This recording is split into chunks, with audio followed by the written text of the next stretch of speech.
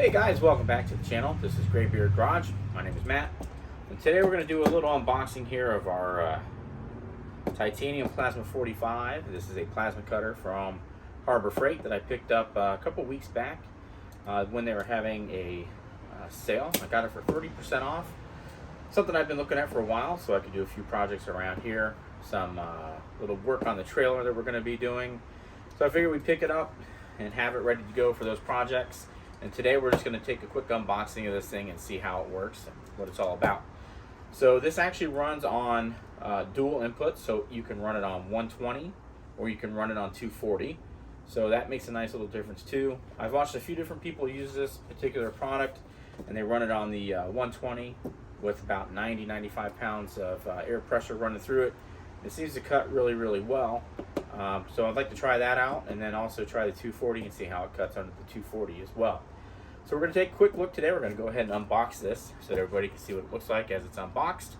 Next thing we'll be doing is some work on the trailer. We're going to relocate our brake lights and turn signals on the trailer. So without further ado, let's go ahead and get into this thing. Alright, so we're going to go ahead and get this thing opened up real quick. By the way, this is my little box cutter. It's a Cobalt from Lowe's. Pretty nice. We'll go ahead and get this thing opened up.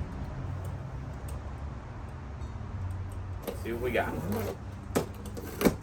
Alright, cool.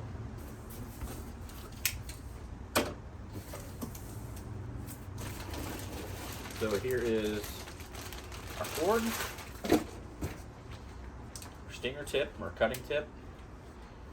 Pretty nice and heavy. We'll go ahead and pull the unit itself out. This is right here.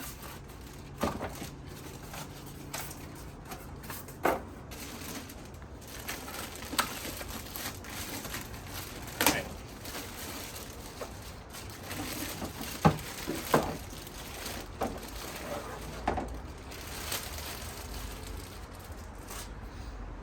Alright guys, so this is currently set up to run on the 240. And then it does have an adapter with that. So here's your adapter. And all we do here is take the 240 plug, put it into our adapter, and now you can run off the 120. And then on the back is your air input, so you just hook this up to your air compressor. Like I said, most people say about 90 pounds is where you want to be, 90, 95.